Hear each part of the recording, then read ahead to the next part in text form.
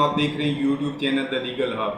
नाज़रीन, आज हम बात करेंगे पब्लिक इंटरनेशनल लॉ के मतलब कि पब्लिक इंटरनेशनल लॉ क्या होता है और पब्लिक इंटरनेशनल लॉ किन सोर्सेज पर बेस करता है और पब्लिक इंटरनेशनल लॉ का पर्पज़ क्या है, इसकी इम्पोर्टेंस क्या है।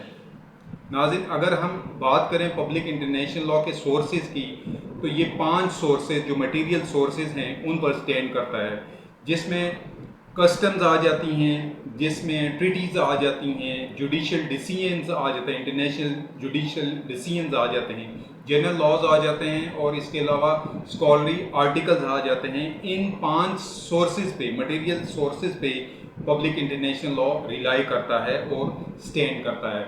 अगर पब्लिक इंटरनेशनल लॉ की डेफिनेशन की हम बात करें तो पब्लिक इंटरनेशनल लॉ एक सेट ऑफ रूल्स हैं जो रियासतों के माबैन उनके इंटरेक्शन को जो गवर्न करता है। अगर हम इसकी डेफिनेशन करें तो public international law is a set of rules और principles that governs the relationship between sovereign states और इंटरनेशनल ऑर्गेनाइजेशन। ये इन ऑर्गेनाइजेशन के माबैन जो या इन रियासतों के माबैन जो इंटरेक्शन है उनको रेगुलेट करता है। यानी हम कह सकते हैं कि पब्लिक इंटरनेशनल लॉ एक रेगुलेटरी फ्रेमवर्क है और वो जो जिन उमूर को रियासतों के माबैन जो उमूर हैं उनको रेगुलेट करता है।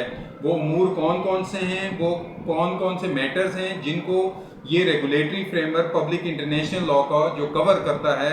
उसमें आपकी टेरिटोरियल बाउंड्रीज आ जाती हैं, उसमें आपके पीस एंड सिक्योरिटी आ जाती है, उसमें trade, war, use of force, उसमें आपकी इन्वेस्टमेंट है, उसमें आपके नेचुरल रिसोर्सेज हैं और इन्वायरमेंटल प्रोटेक्शन। ये इश्यूज हैं जिनको रेगुलेट करने के लिए, जिन इन इश्यूज को रेगुलेट करने के लिए इस लॉ ने एग्जिस्ट किया और ये लॉ कारआमद है। इन इश्यूज को पब्लिक इंटरनेशनल लॉ एड्रेस करता है। और पर्पस क्या था पब्लिक इंटरनेशनल लॉ का? जैसे यूनाइटेड नेशन का जो चार्टर है उसके प्रेम्बल में ये मौजूद है, तो in order to maintain peace, security, protection of human rights without resorting force और पावर और वॉर। ये इसका पर्पस था कि जो भी इंटरनेशनली कोई डिस्प्यूट अराइज होता है किसी भी मामले पे, तो उसे पीसफुली बगैर ताकत के उसे हल किया जाए। नाज़रीन, पब्लिक इंटरनेशनल लॉ और प्राइवेट इंटरनेशनल लॉ में डिफरेंस है, लेकिन ये हम फर्दर नेक्स्ट वीडियो में हम बात करेंगे इनके डिफरेंस के मुतालिक।